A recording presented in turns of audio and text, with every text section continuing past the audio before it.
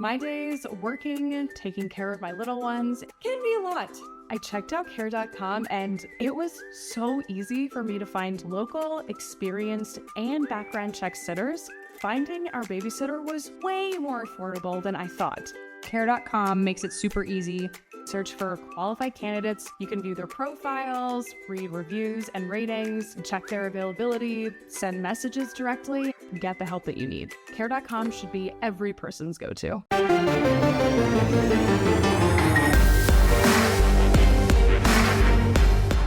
Welcome to the PowerCat Podcast, GoPowerCat.com's Kansas State Athletics Show.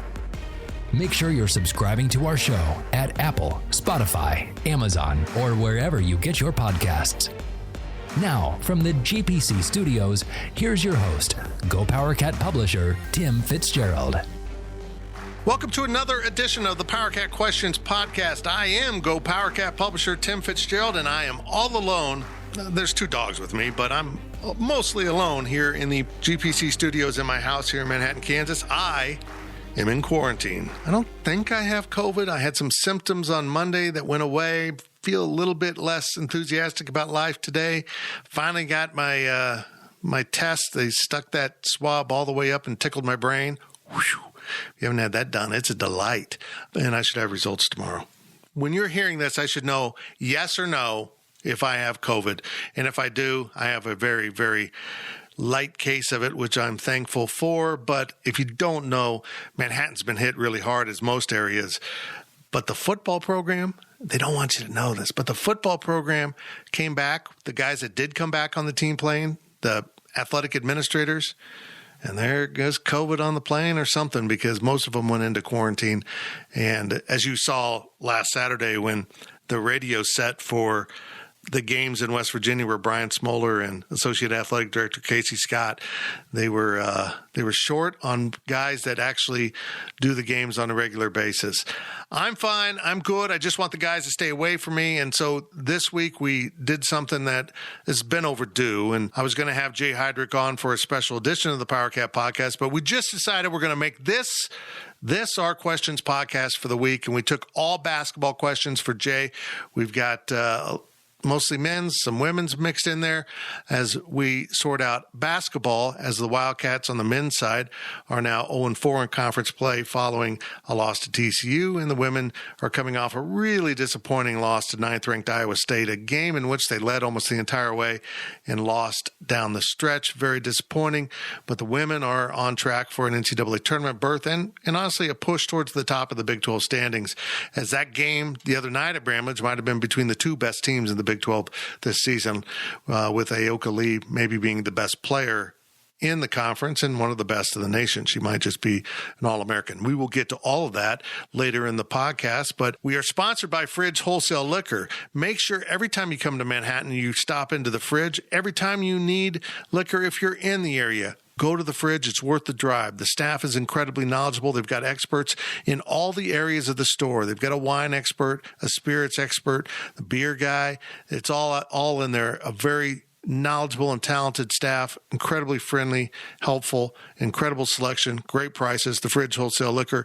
It's just up the road for me. There's a reason why I love the Fridge, and it's not because it's close to my house. It's because they are awesome. Our segment sponsors, as always, are Tanner's and the High-Low, two incredible locally owned Aggieville businesses. Yeah, Tanner's has some outside ownership, but they have local owners too. Get into Tanner's. I love it as a sports bar. It is one of my favorite sports bars I've ever been in outside of Las Vegas. And it's just a great place to watch a game, a great place to grab a bite. And the High-Low, of course, is just a cool bar. It's just a cool bar. It's right up the road there in the building that was Scoreboard and the Purple Pig and Aggie Station. And you know the location. You can get great AJ's Pizza there at the High-Low also, and they have incredible hamburgers. So make sure you check out those local businesses. Now let's press on with the PowerCat Questions podcast and bring in our one and only, our basketball analyst, Mr. Jay Heidrick. And Jay, very disappointing. Before we get to the questions from Wabash Station, your overall thoughts on the 60-57 loss on Wednesday night to TCU. I got to admit, I kind of felt it coming as it came down the stretch. I just didn't feel good about things, and it all fell apart at the end. And TCU escaped with a really nice win for the Frogs, a horrible loss for the Cats. Yeah, I saw on Twitter, Bruce said after the game that, we did everything we needed to except for the last minute. And I just disagree with that completely. When you score 57 points, you should expect that you're probably going to lose. That's just the way it goes. Yeah. And there were 39 other minutes in that game where we made bad decisions. We took bad shots. We didn't score the last 4 minutes of the game, I don't think. So there's we had other gaps where we didn't score for 4 minutes. So those are huge problems that need to be addressed. Okay, let's dive into those questions from Wabash Station now, and it could get interesting. I have not read these. This is how it works, Jay. You listen to the podcast. The guys put together the questions and then read them. In this case, Zach got them together and sent them to me. I have not read these myself, so I'll just put you up to bat. Dr. J54, dive into how much progress you've seen the men's team make so far. Not speculation about is it enough or where it leads to. Just break down the detail. Who's getting better and in what way? That's a tough one, because I can't say that there's anyone who is consistently better. There's people who, like, I'll give Marquise Noel, for example. Last night, he was really good at a lot of things. He made some boneheaded decisions, particularly at the end of the game, but overall, he's been good. He's definitely improved, but it's up and down. It's 2 steps forward, 1 step back. I'd probably put Marquise Noel and to be fair, Mark Smith. Mark Smith has been solid all year long. He's been a warrior on the boards. He's not a guy that's going to go get you 30 points a night or 20 points a night. He's had a couple breakout games where he's done well. But if we're basing improvement on, I know what I'm going to get out of this kid night in, night out. I can check him off that he's going to be solid. I don't have to worry about him. I would say that Mark Smith really fits that bill. Everyone else has just been hit and miss. I mean, Nigel Pack is scoring at a decent clip a game, but he struggles on the defensive end a lot more than people think.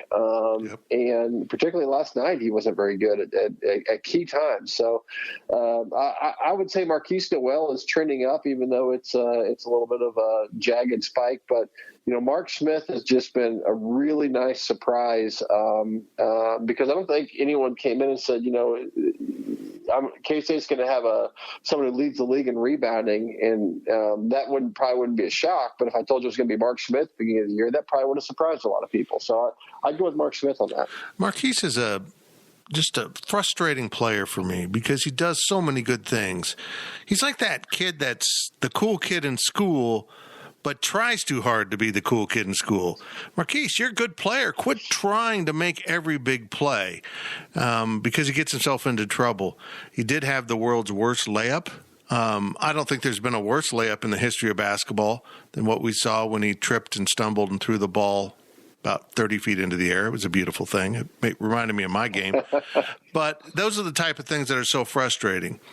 He was trying to take the ball to the rim in times where the scoreboard wasn't your enemy, the clock was your enemy. You needed to run the clock and just pull it out and run the game out. And if they'd done that, they probably would have won. And I'm certainly not handing this whole loss to how Marquise managed the final minutes of the game, but it did play a role in it. El Camino Cat, what position needs to be upgraded the most for this team to make major progress? The position of players. And coaching, the players and coaches, that they need to be upgraded. That's my answer. Yeah, the answer to that question is yes. Is the answer to that question. It's the chicken and the egg issue, right? Is this? My wife and I go back and forth on it. Is this a roster issue? Is it a Bruce issue? Is it a staffing issue? Is it both? It's a little bit of everything. We've got some decent pieces. We don't have enough of them. If you look at our roster compared to other rosters around the league, compared to Texas Tech, compared to Texas, compared to Iowa State's, we don't have the level of playmakers across the board as other teams do. And when you don't have playmakers, you have to have a system that allows kids to thrive in a way to where they don't have to be playmakers, and that's on the coach, and we don't have that. So, we've got okay players running a below average system leads to 7-33 in your last 40 games. And now when you have Barry Brown and Dean Wade and Kamau Stokes, that's a pretty good system because those guys can make any system work really well. But we don't have those guys. And so there just needs to be a total refresh in a lot of different areas. Plus, they were so accustomed to the system. We've seen so much turnover in this coaching staff, in this roster, that the coaches can't possibly have the players at peak performance when you've got half a new roster every season, particularly on the defensive end. Bruce loves the defensive end. I get it. But they're just not going to be up to his standards when you're turning over the roster the way they do. I find it just so frustrating that they did upgrade. I feel like they are better, but it just wasn't enough. And that gets us to the next question from Get Out Morecat. Has the Big 12 ever been this good? And I don't feel like I'm living in the moment, or, I'm dealing with some recency bias when I say this is the best I've ever seen the conference. They have the best collection of teams that are at Kansas level, along with other teams that are worthy of postseason play, and that might include everyone right now except K-State. What are your thoughts? Yeah, I mean, as frustrated as we are as K-State fans, no one's lining up to say, I want to play K-State, that's going to be an easy win. The last 2 years, they were probably saying that, and they were probably right. I mean, this is not a terrible team, but it is going to look like a bad team in this conference because the conference is so stacked. And fair or unfair, it is what it is. And if you want to compete, that's when you take a job in the Big 12 or you signed up to play in the Big 12. That you've got the person in the orange and white or the red and blue or the crimson and gold staring at you on the other side. There are no nights off in this conference. It is unrelenting. I mean, TCU is not a great basketball team, but they got some dudes, and they got some guys that are athletes. They can rebound. They made plays. They played. I thought they played harder than us last night. It's I've never seen the conference this good. And, I came from a time when, Paul Pierce, Jacques Vaughn, all those guys were running through the Big 12. And this is just ridiculous how talented this league is right now. But it makes it for a lot of fun. I mean, just a high level of basketball at the conference right now. Yeah, I mean, you got to keep up your house to fit in your neighborhood. Yep. They just happen to be living in a high-end neighborhood right now, and K-State is the shabbiest house in the block, which is good in real estate, I guess, but not so good when you're trying to win basketball games. But it's not a bad house either. That's the other thing. It's just not as nice as everyone else's. Right, and honestly, and we'll get into the next 4 games because it's just unbelievable what K-State is facing. But at the end of the month, before it turns to February, they get to go to Mississippi, take on Ole Miss, which I think will be a valuable measuring point for the program, just to see, okay, let's look out of this conference for a second and see how they stack up to a team that looks fairly comparable from the SEC. And I think that the Challenge Series this year is going to be just fascinating to see if the Big 12 dominates it or if the SEC's really improved themselves as much as it appears they have. Some dude named Riley Gates has asked a question. Don't know. Skip. Pass. Hard pass. Well, it's a pretty good question, though. Is 5-13 too optimistic at this point for a Big 12 record? And he adds, good God, I just typed that, didn't I? 5-13. I don't see it happening right now. I can't wrap my mind around it because I think they're staring at 0-8 as a start. Yeah, I know. I think that's the ceiling. I think that if you want to be optimistic, yeah, I mean, that's if your optimism is this is what I hope we can do, I think that's possible. They're going to win. They're going to win some games that they shouldn't. It happens every year. They've got a chance to, for example, I suspect that they'll beat Oklahoma at home. They got a chance to sweep Oklahoma State. Regardless, the fact that they lost in Manhattan, I think they can beat TCU in Fort Worth. And then it's just trying to find one somewhere else. So, I think if you want to be optimistic, I think 5 is optimistic. But again, I think 5 is probably your ceiling. Woodstock Cat wants to know, following up on that, does this team play better without Bruce Weber? I got to admit, I like some of the things I saw from the team in the 2 games that they were shorthanded and missing coaches. I thought they came out more relaxed and fluid on offense. I mean, hell, they scored 40 points in the first half at West Virginia and 57 against TCU in a total game. I don't think we stare at TCU and say, wow, they're so much better on defense than West Virginia. I don't think that's the case at all. Is there something to be said about the team seems to play tight at certain situations with Coach Weber? I mean, it's a small sample size, but you can't ignore it at all.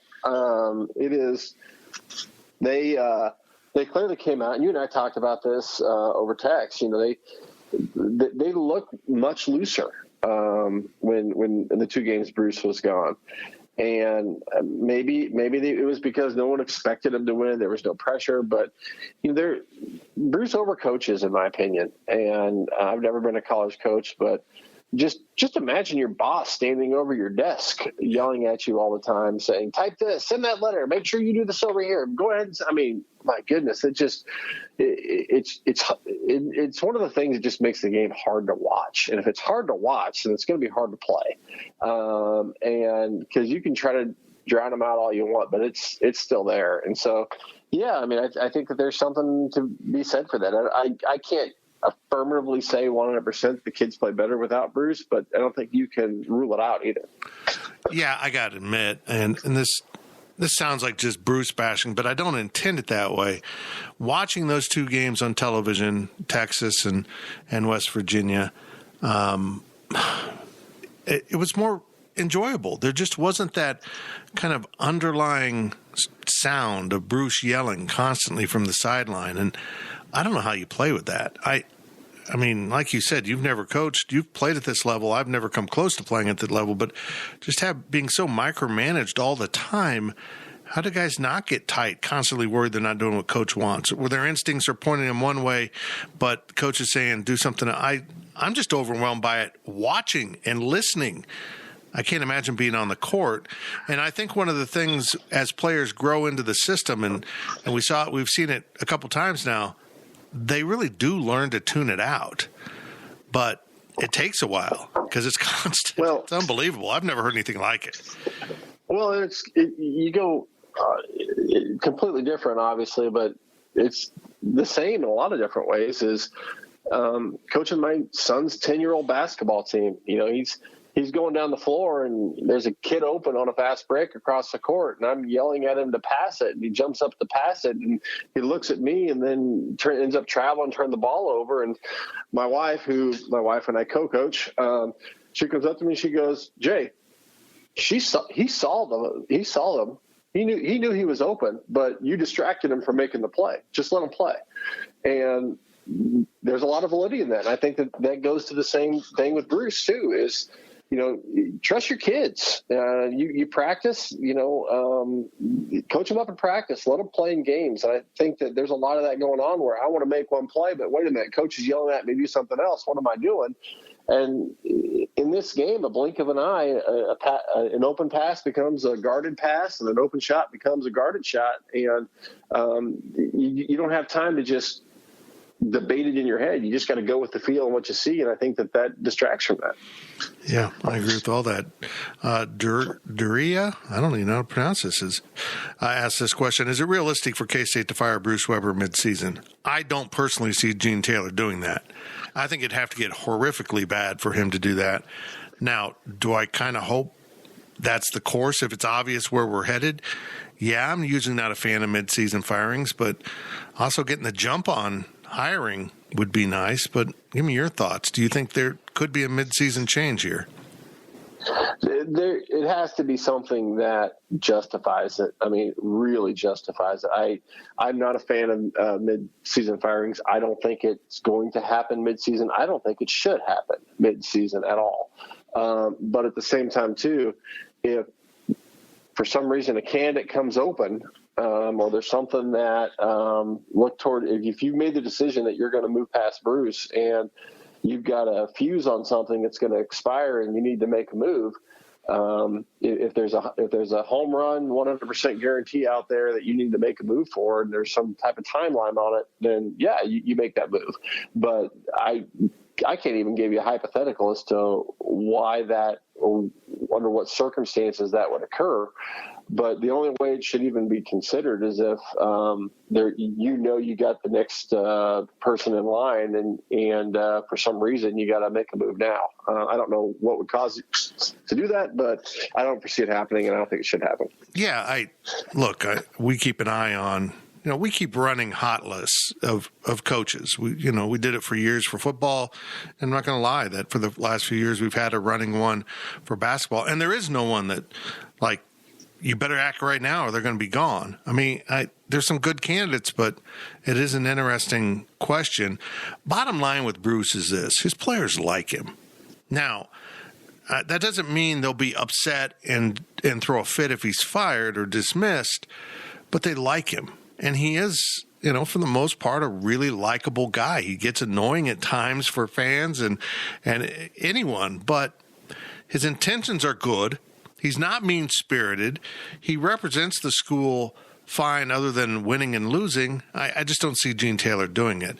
And also, Chris Kleiman's made a point of saying he hates these midseason firings on the football side, and I can't see Gene Taylor turning around 2 months later and firing a coach in mid-season after his football coach has said it. I just think it's a funny observation. But I think Bruce will finish out the year. I agree, too. And you got to remember, you're going to go looking for someone. So the next person is going to take coaching is a tight community. And the next person is going to look at how did you handle Bruce in this situation? And if you're firing him mid-season, that's not going to look good to the next guy you want to hire. Yeah, you're right. T. Newman 41 wraps up the first half of the podcast with a question that honestly you might be equipped to answer better than a lot of people, because you played during an era where fan apathy was, not at pretty high levels. Has fan apathy ever been this high for K-State basketball? What is needed to bring them/us back? And it was bad, but to be honest, when you played and when Wooldridge was here, the context has changed so much because of social media. Social media gives fans so much more access to expressing their emotions that it's hard to say they're apathetic because they're mad. They wouldn't be mad if they were apathetic. They'd be like, I don't even care anymore. So I don't know that it's apathy, and I do think it was apathy because there's more cries for Weber to be removed now than I really recall for Asbury or Wooldridge, but maybe that is a function of social media.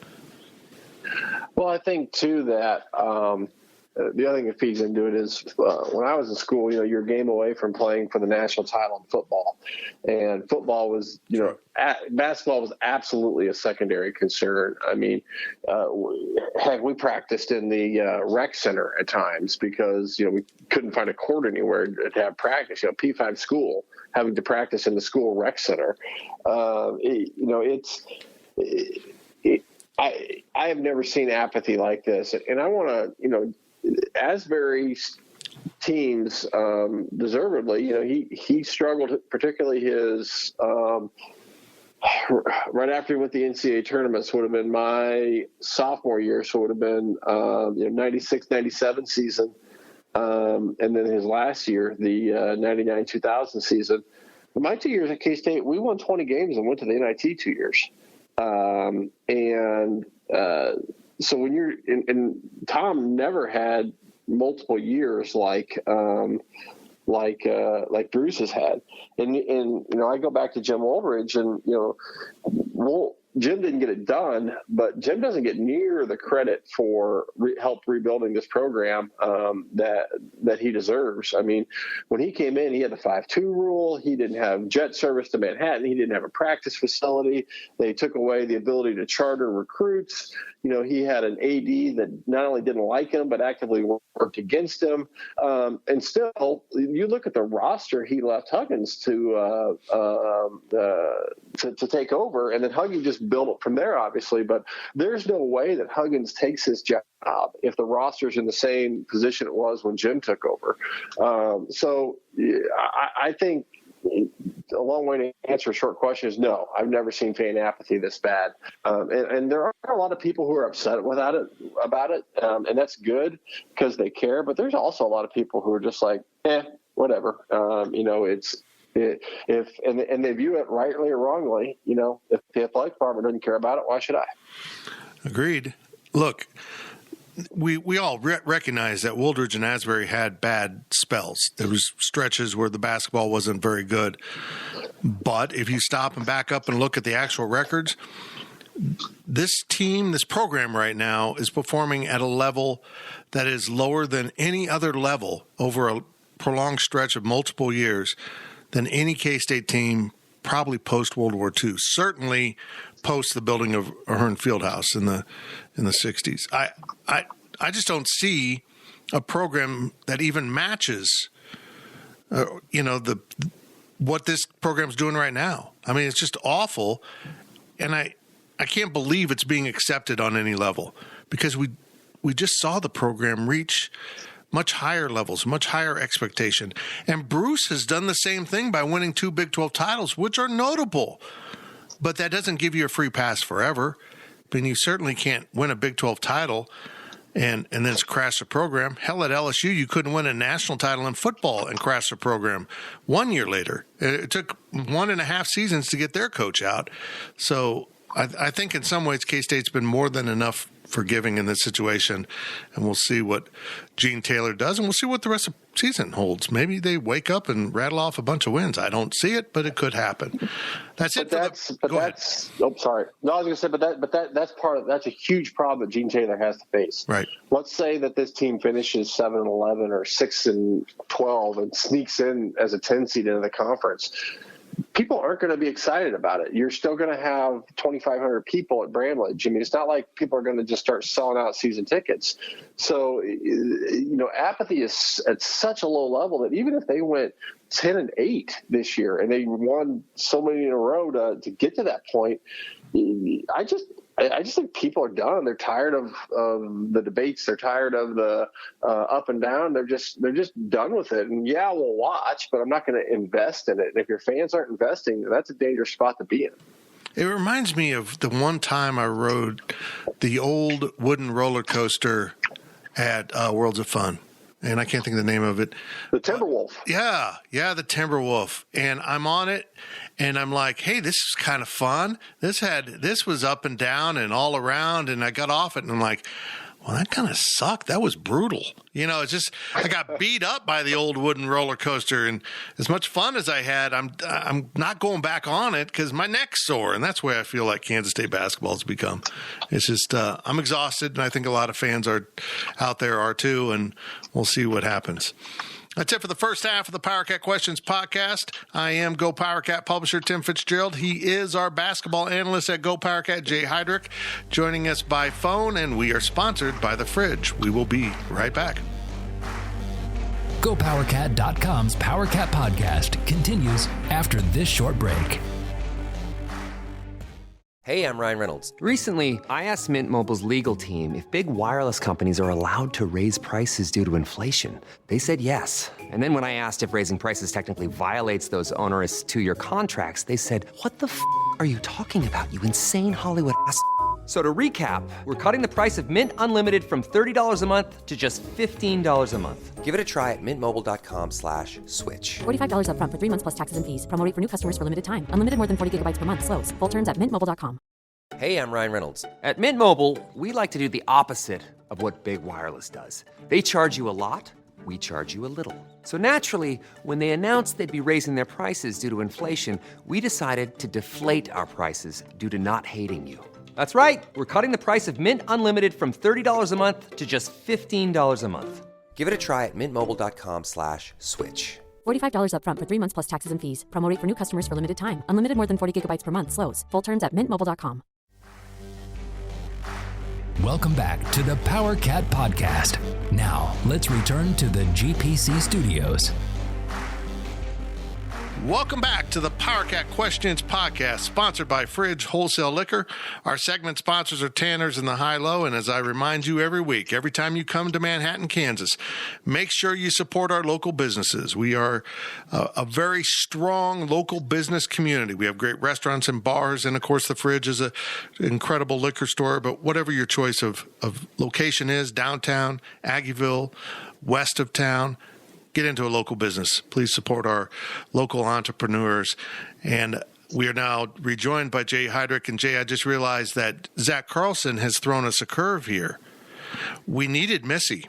And if nobody doesn't understand, Missy Heidrick, the women's basketball analyst on radio and often TV for K-State, and by the way, your wife's really good at it, is Jay's much better half. Much better. We thought about having her join us, but she had parenting responsibilities. Imagine Someone's have to be responsible because it's not going to be me. Right. That's the way I feel. I'm like, okay, that's great. But Zach has put together a women's basketball half for us since the women are doing quite well, even though it was a really disappointing loss to Iowa State on Tuesday night.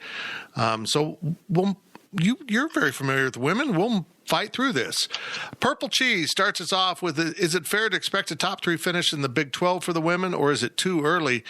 They're up there, aren't they? And the fact that Baylor is taking a step back and K-State just beat the Bears, or Lady Bears in this case, I think is a positive sign. K-State can finish in the top 3, but they're going to have to stay attentive to their details because they lost sight of that just for a little bit against Iowa State and lost.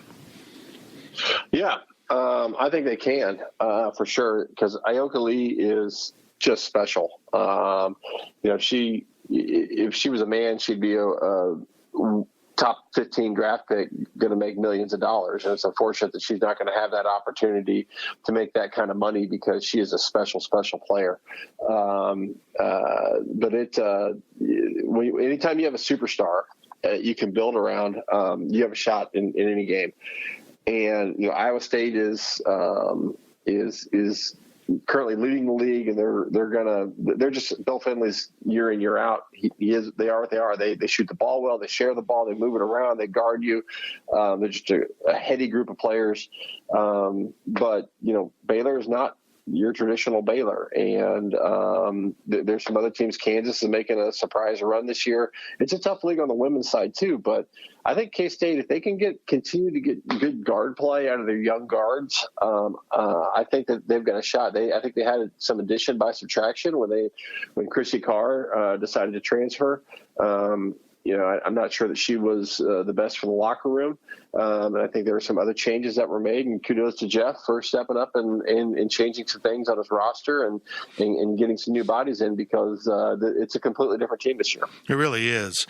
She's so fun to watch. And the next question is from Purple Cheese again. Is Ioka Lee a realistic candidate for the Big 12 Player of the Year? And I got to be blunt here. I don't know enough about the women's talent across the league, but she's as good a player as Kansas State has ever seen, and that is a bold statement considering the Weckers and Oldies and Canes and all of them that came before her, because she's pretty darn good.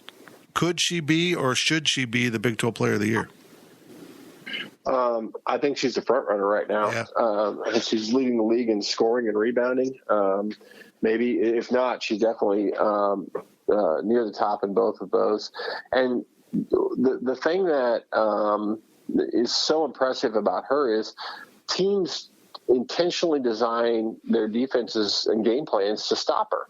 you know what's coming. They're going to throw it to her, and you just can't stop it. And what makes her special in my mind is her hands. Right. She has got phenomenal hands. I mean, it's like she goes up to get a rebound, and it's not like she's grabbing it. It's like she's stabbing it with a fork. I mean, it's like she got stickum on her hands or something, because the ball just comes to her. But then when she goes back up or she goes to make a move, it's just soft little butterfly shot that kisses off the glass and goes in. And she knows how to use her body. She's gotten herself in better physical shape.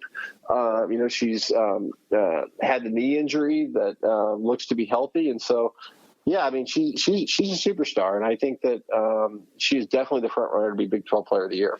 Yeah, it's really – her game is so well honed to what she can do, because she has limitations. You can watch her play and recognize athletic, jumping, speed, all limitations, but she's so good at everything else, you don't even worry about those things. And I'm just amazed at the habit she has that so many big post players, men and women, don't do. And my mom brought it up to me on a phone call, and I watched Aoka, and I'm like, yeah, she's right. She never brings the ball down, Jay. She catches it high. No. She rebounds it high. It stays high. It stays out of trouble. The guards can't crash down and steal it from her. And then again, almost like Wayman Tisdale, you don't know how he's doing it, getting a shot off when he's got defense in his face, but she gets that shot up. Very rarely does it get disrupted. And more often than not, it goes in, because she does have such a soft touch around the basket. It is fun to watch. Yeah. And it is, that's a huge credit to her, because that's one of the problems we see on the men's side quite a bit throughout the season, not only this season, but before as well, is people trying to do what they can't do. And I'm a big believer in do what you know and know what you do. Lee, she knows that she's not going to take anybody off the dribble. She knows that she's not going to go around people on the perimeter. She's not going to be a 3-point shooter. She recognizes her strengths, and she looks to the other side and literally says, this is what I'm going to do. See if you can stop me. And they haven't been able to stop her. That's really fun. Exhausted Nihilist wants to know, what areas of Aoka's game would you say she's improved on in the most? I think her conditioning's gotten a lot better since she's been here, and because as she's reached this superstar status in the conference, she's obviously been required to play more and more minutes. And when I say conditioning, I'm not just talking about her, cardiovascular, her wind, her ability to not get winded, but also her just total strength and conditioning. Her legs are stronger.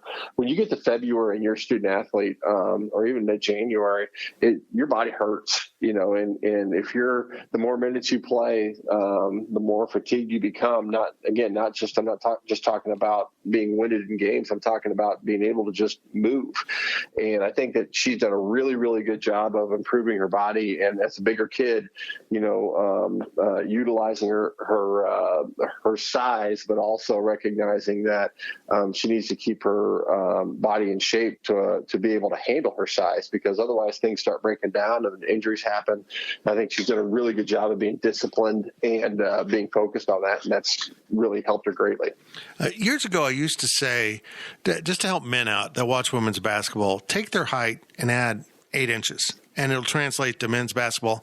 I don't think that's true anymore. I think women are just skewing taller and taller. I mean, K-State's basically got a 6-foot lineup for the most part.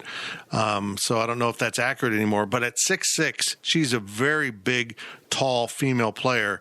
And you kind of have to adjust your way of thinking. You watch her go up and down the court. But what if she was a 7'2" guy with mass? The foot speed and the jumping would make more sense, but the dominance around the rim would also translate for the male brain, and that's the way I see her game.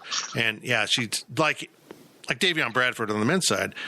In shape, pretty good. Out of shape, not nearly as good. And Yep. The bigs just have to be so careful with that. And he also wants to know, Exhausted Nihilist, what are her WNBA draft prospects? I think she's a surefire lock on the first round. Depending on what team needs her type of game. Yeah, and I think I've heard some things about potentially the league expanding as well too, which will obviously help her in that regard. But I think she's a first-round pick as well. And they're going to want to know. They're going to do their homework on her knee. and be able to see, how is that going to stand up? And the fact that she hasn't had any problems with it, I think, is a good sign since her freshman year. But that's, the medical side is something they're going to be looking at. But from a skill standpoint, I think that she's going to have a role there. The WNBA, I don't watch a lot of it, but it is a lot. I'd be interested to see how her game translates to the WNBA, because that is much more of a fast-paced, perimeter-based. Even your big players are perimeter-oriented and can move and slash and cut. But there's definitely going to be a role for her, I think. Okay, Exhausted Nihilist is going to bring us down the home stretch here. And does this K-State team remind you of a past K-State women's team? And I don't see it, because Nicole Oldie, they used to have a dominant big, but she got up and down the court really well, and they kind of, got into the open court quite a bit more than this team, because you honestly got to wait for Aoka to get there to set up an offense. I don't see the comparison. Do you see one? To like the Wecker, Kane, Oldie teams? Well, that's got to be about it, doesn't it? Yeah. Well, I mean, I would compare it more towards Claire Coggin's senior year when they won the WNIT. Yeah. That Oldie, Wecker, Mahoney, Kane team, that team would beat this team 10 out of 10 times, and 6 of those would be by double digits. Yeah. I mean, that team was just stacked with players, and this team has one superstar on it. That team had 3. When you look at Megan Mahoney, someone who I think should have serious consideration for her number to be hanging in the rafters, when you look at where she stands, when you look at her as the 3rd or 4th option on that team, she think of what she would be like on this team right now, and she was the 4th option on that team. So I don't find that comparison valid, but maybe Claire's senior year when they won the WNIT, I can see that as a better comparison. If you want to compare to that era, and this isn't a slight towards Coach Jeff Mittie in any way, Emily Ryan would not be at Iowa State. She'd be in Manhattan, because they kept all those players, for the most part, were staying at home during that time. And it was just a unique phase of Kansas high school girls basketball in which so much talent was being cranked out in comparison to, the talent pool nationwide. It was very interesting. And we talk about, Missy and I talk about that a lot, is, one of the things that, if I was going to be critical of Jeff, is, he's got to decide what brand of basketball he wants to play. Mm-hmm. Does he want to play up and down, in your face athletes, or does he want to play more like an Iowa State, where we're going to really share the ball, move it around, still play up and down, but we're going to focus on shot making ability, and we may not be the most athletic team, but we're going to we're going to play a game that we're not going to beat ourselves. We're not going to make dumb mistakes, and we're going to be fundamentally sound. We talk about the men's team not having an identity, and I think that the women's team has suffered that for some time as well too. And I think that's one thing that Deb did a really good job of. She said, this is how we're going to play, and these are the kids we're going to recruit. And there were a lot of times where they lost games because the other team, the other side, had better athletes. But she won 2 Big 12 titles because even if teams had more athletes, she probably had better basketball players. And particularly in the women's game, skill matters. Skill really matters. And if you can get some really skilled kids, you can get by with less athleticism. I think that's, but you got to make a decision. You can't have, half your roster be skill kids and half your roster be super athletes. And then, you're not really doing anything at that point. You're just kind of in between. I think Jeff's got to make a decision on where he wants to go with that. I'd agree with all that. I mean, the men's and women's games are so completely different for the most part, because the women are playing below the rim and the men above the rim. In general. So they just get defined differently. And I think a lot of fans do appreciate the skills put on display in a women's game, because it's kind of more basic, fundamental basketball, maybe like it was when we were growing up. And, I'm a slow kid that can't jump very high in Salina, Kansas. And I had to be able to dribble and shoot and and know how to defend and position my body on rebounds. And now the men's game so much is about, sure, they have to learn to defend, but it's just so much instinctive street basketball at times that it's just hard to define any similarities really between the men's and women's game.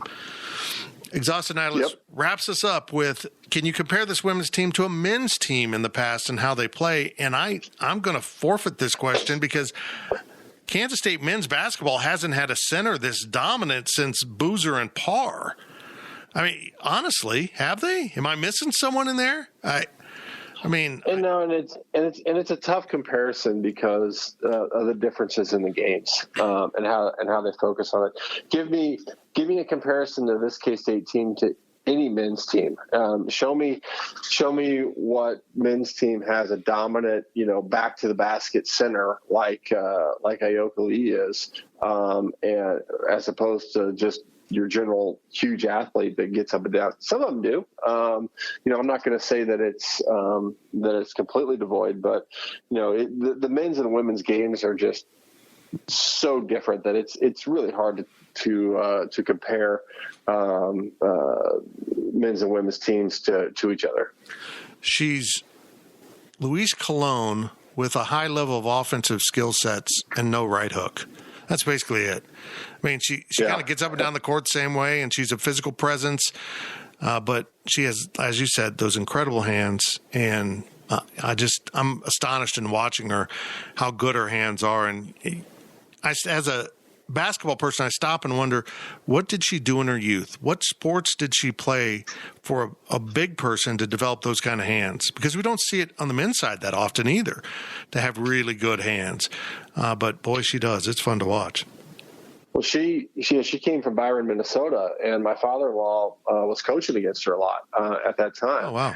And in high school, she was obviously a good player, but, when she said she was going to K-State, there was a lot of people who thought, man, that may be, over her head. And wow, has she proven everybody wrong in that regard? She has thrived at K-State.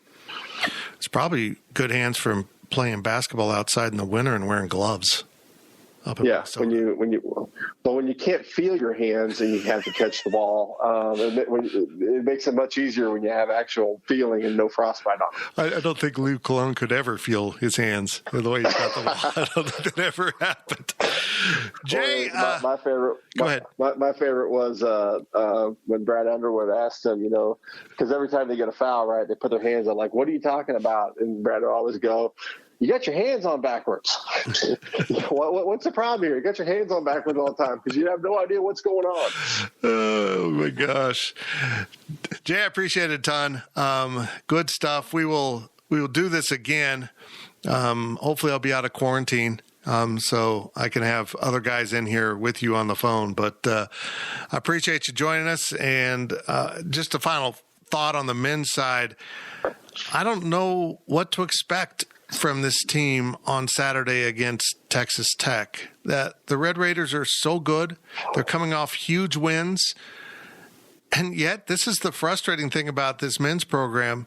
If they beat Tech, I wouldn't be surprised. He's done it almost every year, beating someone that you just can't imagine. Not really last year because of all the stuff that went on, but his teams rise up and knock off a number one or a Kansas and Bramlage and makes you feel good for a moment, but it's going to take a lot more than that this season, isn't it? Yeah, I think that the teams where he's risen up and done that, I thought had more firepower. Right. They had the ability to score the ball. They had some people who could go get their own shots. We just don't have that. If Tech is going to come in and they are going to pick you up when you get off the bus. And they're going, when they walk into Bramlage, Tech's going to punch them in the throat. And those kids are tough. They share the ball. It may not be the prettiest all the time, but they get it done. And they have some guys who can make shots. They play within their system. They're disciplined. They're basically everything that we're not right now. And, I'm not saying that there's zero chance that we can win this game. And, Bruce does seem to always step up and knock one off. But, Tech is the real deal. And we we don't play the type of game. Tech is not the team that you can go out and expect to beat with, chucking and ducking threes, and we saw that against West Virginia. We're up 13 in the first half because we were shooting the ball well. But I'm not sure that we were running great offense, but we were making shots. When you make shots, that's great. But one thing that is, it's called the law of averages for a reason. And you're going to sink back down to it. And you just have to be so disciplined against Tech, and you have to be ready to just grind it every possession. And I'm not sure that we have the squad or the system to do that. When watching this team, I'm reminded of a quote from your former assistant coach, Bob Hansen, who, when at a Catbacker event, was once asked, did you go out and get more shooters this year? And he said, we've got plenty of shooters. We need more makers. And I thought that we need more makers. We pretty much sums up K-State basketball right now. Yeah, I'll take someone who will set a screen, cut, pass the ball, reverse it, and then a shot. We don't even need to make. I just need all that other stuff before. Yep, I agree with you. Let's get away from running down and chucking up a three in the first 10 seconds of the shot clock. My favorite was someone said, can we put a flashing yellow light on Ish because everything's green right now? That's so true. Jay, appreciate it very much. This has been the PowerCat Questions podcast, sponsored by the Fridge Wholesale Liquor. We appreciate you listening, and we'll be back next week with another edition, and hopefully the whole gang will be able to resume seeing their boss, because I think they probably miss me. I know they do. They have to. Thank you for listening to the PowerCat Podcast. Make sure you're subscribing to our show at Apple, Spotify, Amazon, or wherever you get your podcasts. PowerCat Podcast. All rights reserved. GoPowerCat.com.